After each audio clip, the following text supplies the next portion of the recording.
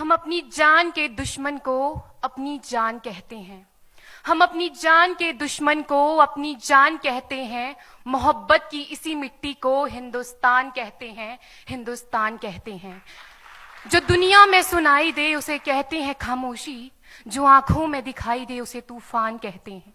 जो ये दीवार का सुराख है साहब, जो ये दीवार का सुराख है, चाइना, अमेरिका, पाकिस्तान साजिशों का हिस्सा है, मगर हम इसे अपने घर का रोशनदान कहते हैं, अपने घर का रोशनदान कहते हैं।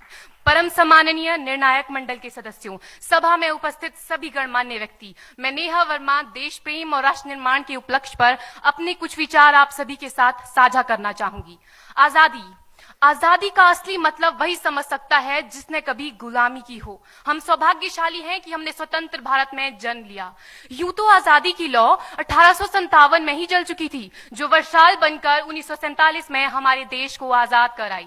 प्राचीन, मध्यकालीन और वर्तमान भारत के उदाहरणों से स्पष्ट करना चाहूंगी कि जब हम फिरंगियों के फेरे में फंस गए थे तो रंग दे बसंती चोला की एक आवाज पर टोलों के टोले उमड़ आते थे और उनके वंदे मातरम के नारों से खून में आने वाला 5-5 डिग्री का तूफान अंग्रेजी शासकों की जड़ों में तूफान ला देता था। लोग मर जाते थे, मिट जाते थे, फांसी चढ़ जाते थे, तो वो भी अपनी देशभक्ति साबित कर रहे होते थे, क्योंकि ये उस दौर की देशभक्ति की कसौटी थी।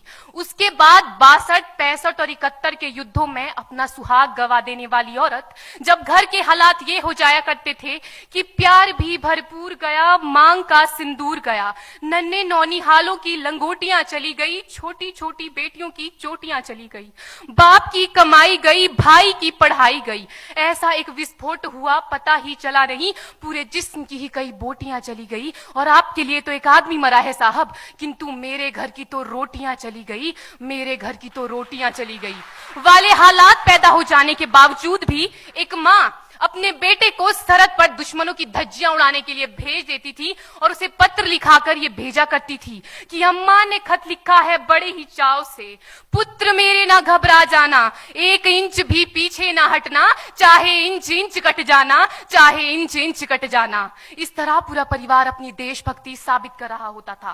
तब देश बलिदान मांगता था, तब देश लड़ जाने को कहता था, तब देश मर जाने को, मिट जाने को, फांसी चढ़ जाने को कहता था। किंतु आज देश लड़ जाने को नहीं कहता, आज देश मर जाने को, मिट जाने को, फांसी चढ़ जाने को नहीं कहता, बल्कि मेरे विचारों में यदि कोई व्यक्ति अपना काम पूरी ईमानदारी, पूरी मेहनत और पूरी लगन से करे ना, तो वही सबसे बड़ा देशभक्त है। मैं नहीं मानती कि फेसबुक और व्हाट्सएप की डीपी को 3 रंग में रंगना ही देशभक्ति है। और यदि आप कहेंगे कि साल में 2 बार हाथ में तिरंगा ले लेना देशभक्ति है, तो मैं पूछना चाहूंगी कि फुटपाथ में रहने वाला वो बच्चा ट्रैफिक की छांव में नंगे पांव में जब तिरंगा बेच रहा होता है, तो क्या इसे आप उसकी देशभक्ति कहेंगे? ये उसकी देशभक्ति नहीं, उसके पेट के भूख की शक्ति है जो उसे ऐसा करने पर मजबूर करती है। क्योंकि ना मस्जिद को जानते हैं, न शिवालों को जानते हैं, ना मस्जिद को जानते हैं, न शिवालों को जानते हैं। जो पेट के भूखे होते हैं ना, वो सिर्फ भोजन के निवालों को जानते हैं, वो सिर्फ भोजन के निवालों को जानते हैं। अपने परिवार, अपने समाज, अपने देश के लिए समर्पण का भाव है देशभक्ति। और हर देशद्रोही के जीवन में आने वाला तूफान है हमारी सच्ची देशभक्ति, ताकि हर देशद्रोही ये समझ सके कि अगर तू परिंदा है तो ये आसमान तेरा है, अगर तू दरिंदा है तो ये शमशान तेरा है, भाईचारे से रहना है तो रह इस जमीन पर, वरना ये कब्र भी तेरी है और यही कब्रिस्तान तेरा है और यही कब्रिस्तान तेरा है। लेकिन एक देशद्रोही से ज्यादा देशभक्ति तब आहत होती है जब एक बेटा अपने बूढ़े माँ बाप को वृद्धाश्रम की चौखट पर छोड़ आता है। करा उठती है वो देशभक्ति जब मुसीबत में फंसे लोगों की जान बचाने से ज्यादा हम सेल्फी लेकर अपने लाइक बढ़ाने में लगे रहते हैं। आज के इस दौर में वो युवा जिनके ऊपर जिम्मेदारी थी अपने देश, अपने समाज, अपने राष्ट्र की आशाओं को बांधे रखने की, वही युवा अब 4x4 इंच की छोटी सी स्क्रीन पर अपनी कोमल अंगुलियों के घर्षण मात्र से अपनी भावनाओं की इमोजी भेज रहा है। 4 बोतल वोडका, काम मेरा रोज का ने भारत का भविष्य तबाह कर रखा है। हम ना एक ऐसे समाज में जीते हैं जहां लड़कों से बात करता देख जो भाई हड़काते हैं, लड़कों से बात करता देख जो भाई हड़काते हैं, वही भाई अपनी गर्लफ्रेंड के किस्से घर में हंस हंस कर सुनाते हैं। और मैं बता दूं, महिला सुरक्षा के मामले में हम आज भी 4थे नंबर पर आते हैं।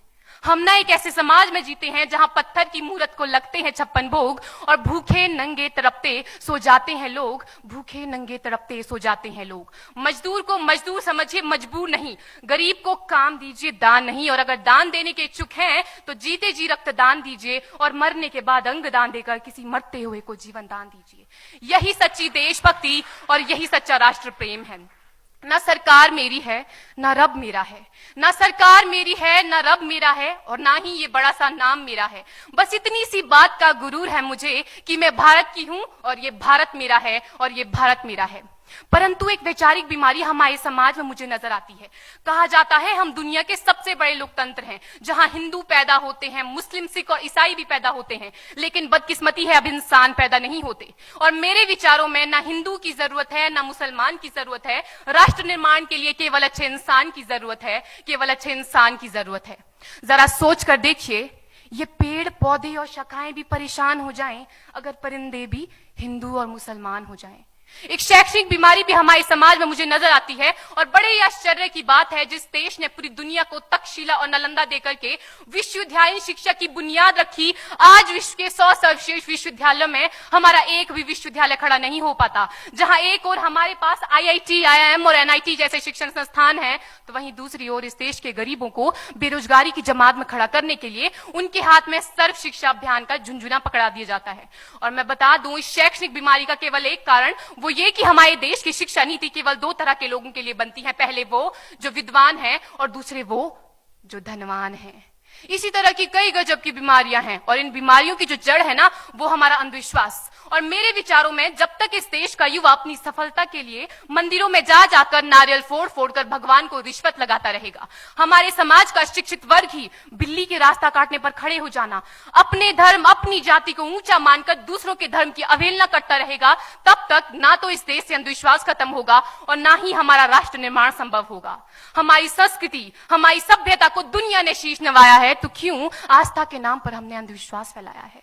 मेरे विचारों में हमारा राष्ट्र निर्माण तब संभव होगा जब इस देश में महिलाओं की पूजा नहीं, उनकी इज्जत की जाएगी। राष्ट्र निर्माण तब संभव होगा जब हम जातिगत आरक्षण नहीं बल्कि सामाजिक सशक्तिकरण पर बात करेंगे। राष्ट्र निर्माण तब संभव होगा जब स्वच्छता अभियान में केवल सरकार नहीं बल्कि सड़क पर चलने वाला हर एक नागरिक हाथ बंटाएगा, स्वच्छ भारत स्वस्थ भारत को दिल से अपनाएगा। असल मायने में हमारा राष्ट्र निर्माण तब संभव होगा जब एक गरीब बच्चा मध्याह्न भोजन के नहीं बल्कि ज्ञान अर्जन के लिए सरकारी स्कूल की चौखट पर कदम रखेगा। और हमारा राष्ट्र निर्माण तब तक संभव नहीं होगा जब तक एक नागरिक नैतिक रूप से सटीन, चारित्रिक रूप से भ्रष्ट, मानसिक रूप से दिवालिया, धार्मिक रूप से अंधा, राजनीतिक रूप से गंदा, स्वैच्छिक मान मूल्यों के आंकड़ों में जिन्न शिन्न पैपंदमयी अखंड भारत को खंड खंड करता रहेगा, तब तक हमारा राष्ट्र निर्माण संभव नहीं होगा। बड़ी बड़ी बातें नहीं, छोटी छोटी कोशिशें करनी होगी, क्योंकि ठोकर हमें पहाड़ से नहीं पत्थरों से लगा करती है। I being an Indian, I being a student, I being a symbol daughter of this motherland feel proud to be an Indian। और मैं सैल्यूट करना चाहूंगी सरहद पर दिन रात हमारी रक्षा के लिए खड़े हर उस जवान को, इस देश की पुलिस, प्रशासन और किसान को, और इस देश के हर उस व्यक्ति को जो अपना काम पूरी ईमानदारी, पूरी मेहनत और पूरी लगन से करते हैं, जिनके बिना राष्ट्र निर्माण की कल्पना करना भी असंभव सा लगता है। और आज इस मंच पर पूरी जिम्मेदारी के साथ मैं भारत की बेटी ये कहती हूं कि हमारा राष्ट्र निर्माण तब संभव होगा जब हम सभी, मैं, आप, हम सब मिलकर प्रयास करेंगे, क्योंकि हमारे देश की जिम्मेदारी नहीं है हमें आगे ले जाने की, हमारी जिम्मेदारी है अपने देश को आगे ले जाने की, अपने राष्ट्र को आगे ले जाने की, अपने वतन को आगे ले जाने की। तो अंत में मैं बस यही कहना चाहूंगी, मेरा हिंदुस्तान महान था, महान है, महान रहेगा। मेरा हिंदुस्तान महान था, महान है, महान रहेगा। होगा हौसला सबके दिलों में बुलंद तो एक दिन पाकिस्तान भी जय हिंद कहेगा। पाकिस्तान ही क्यों, सारा जहान जय हिंद कहेगा, क्योंकि सारे जहां से अच्छा हिंदुस्तान हमारा, सारे जहां से अच्छा हिंदुस्तान हमारा, हम बुलबुलें हैं इसकी, ये गुलिस्तान हमारा, ये गुलिस्तान हमारा। जय हिंद, वंदे मातरम।